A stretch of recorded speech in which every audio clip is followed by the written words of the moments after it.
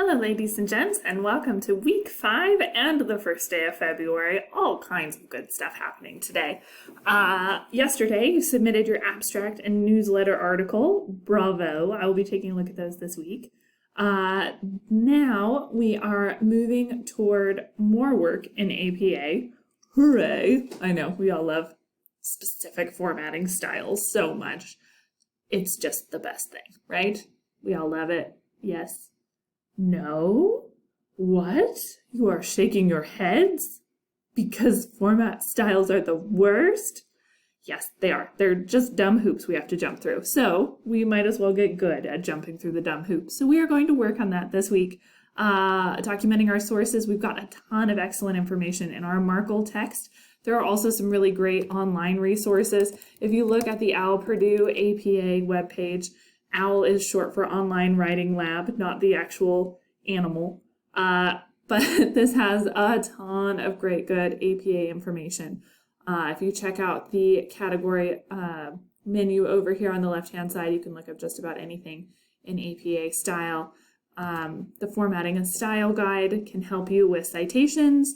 It can help you with what fonts you need, your title page, headings, in-text citations, you name it, this thing has got it, right? So if you are having issues finding what you need in your textbook, or you just want an additional resource, that OWL Purdue Online Writing Lab is a great one to use for APA format.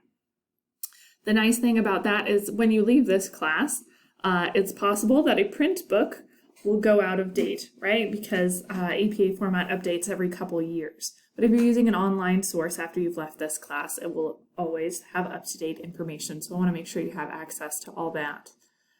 So on Sunday, you're going to be turning in the Documenting Sources in APA style assignment. We are going to be responding to some ideas from an article called Leadership and the Fear Factor. That whole article is available for you here to download. And then we are going to be working through this assignment. So recognizing plagiarism worth 25 points. You are going to be reading this original excerpt. You are then going to be reading a student's work as they were trying to quote or paraphrase or summarize.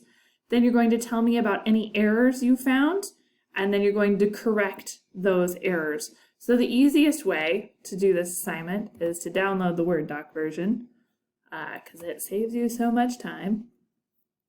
Open this bad boy up. So as you were doing this, you would look through here, you would say the error, and for those of you who are watching the video, this is a bonus, you're welcome, thank you for watching the videos. For those of you who are not watching the videos, you're gonna have to figure this out on your own, but you won't know that you missed out on it because you're not watching the videos, so, you know, it is what it is. All right, so the first one, the original excerpt says, managing performance through a divide and conquer strategy will set at odds the very people who must coordinate with each other. This is written by Jody Hoffer-Gattel, and it's from page 16. So a student tried to discuss those ideas as well. According to Jody Hoffer-Gattel, they've got a good stem. They've got the author's name. They've got the date of publication, so that's important. Managing performance through a divide and conquer strategy will set at odds the very people who must coordinate with each other. Oh no, this person has used the exact words from up here without putting them in quotation marks. So the error is plagiarism, which is spelled weird. The error is plagiarism. The student did not put quotation marks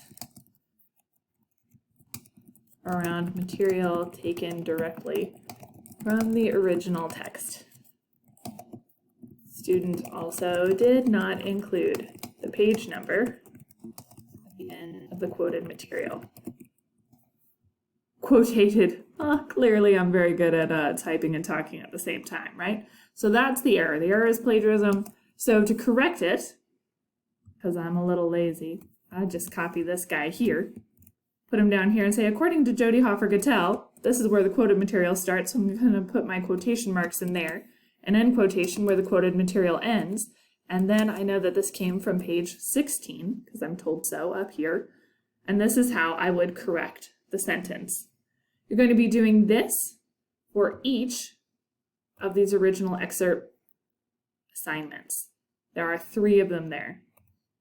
For part 2, you're going to be working with quotations. So for the first one, write a quotation of one complete sentence, your choice. So download the article, read it, and then include a quotation with a signal phrase or a stem that says the author's last name and the year of publication, and you will cite the page number at the end because you cite page numbers after direct quotations.